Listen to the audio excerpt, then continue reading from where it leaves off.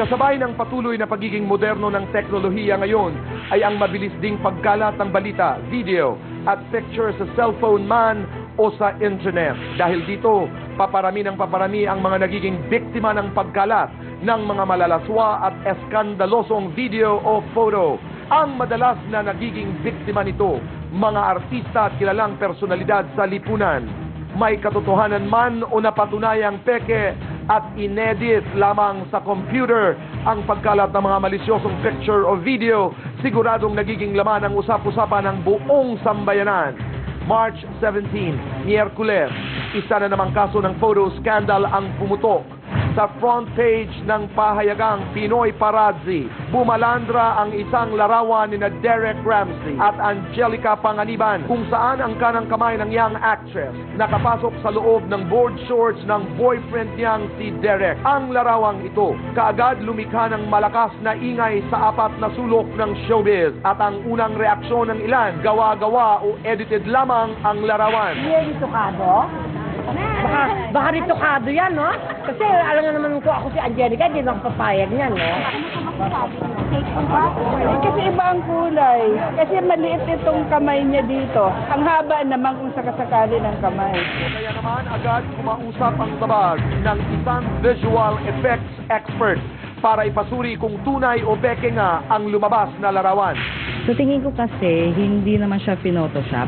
Parang totoo siyang picture kasi kung makikita mo yung kulay at yung ilaw, tama dun sa ilaw nung environment eh.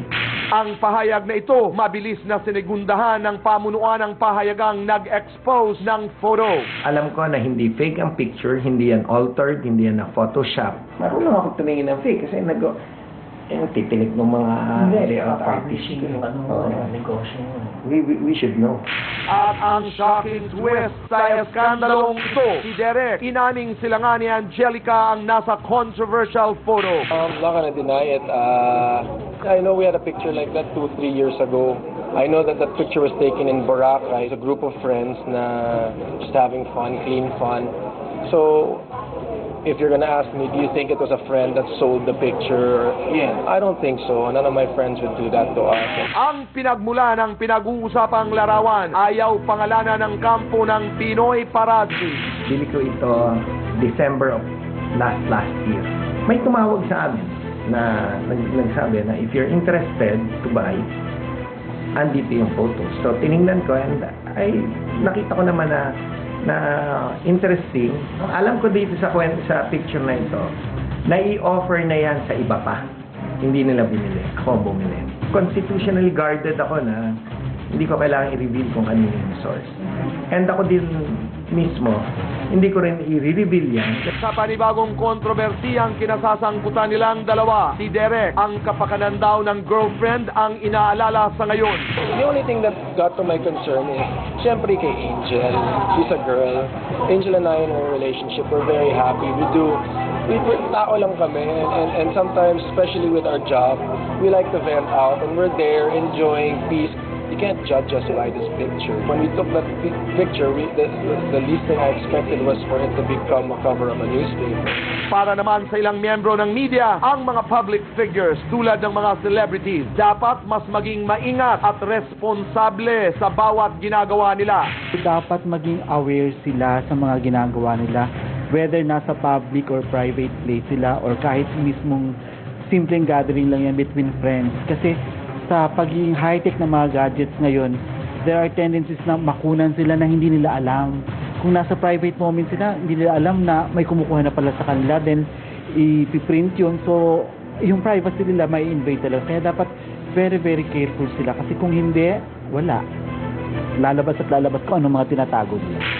Samantala, para naman sa abogadong si Attorney J.T. Leonardo Santos, maaaring magreklamo ang kampo ni Derek at Angelica sa pagkakapublish ng naturang larawan, lalo't nagdulot ito ng kahihiyan sa kampo nila. Obviously, napahiya yung dalawang artista natin dito. Shameful yan, lalo na sa Filipino culture, di ba?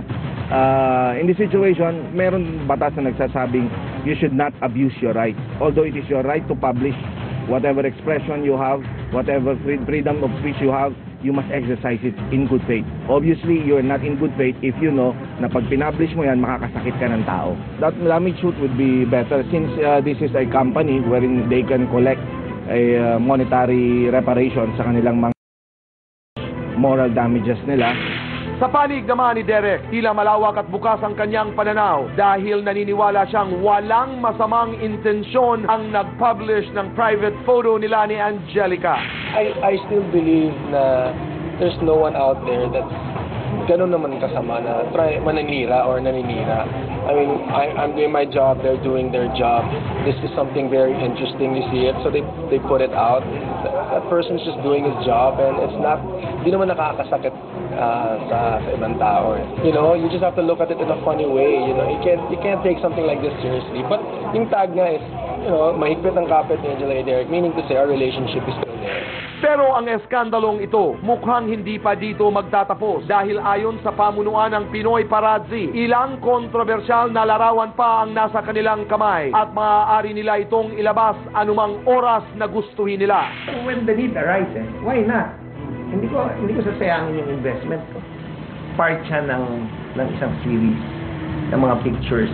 Ang tanda ko dyan, siguro mga 20. I don't know, parang is that a threat or is that ano? I remember the day very clearly.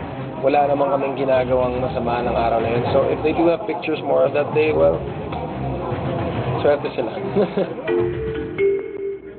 Sa hindi sinasadyang pagkakataon, mga kaibigan, ang litratong yan ay ginamit para sa isang artikulo na ako po ang sumulat. I mean, I'm saying that now. Because, you know, when you write an article, for example, for a newspaper, ang litrato na ginagamit kadalasan ay hindi nanggagaling sa iyo. Pero, nais ko lamang po sabihin na katulad ho itong kwentong ito kay Angelica at kay Derek, lahat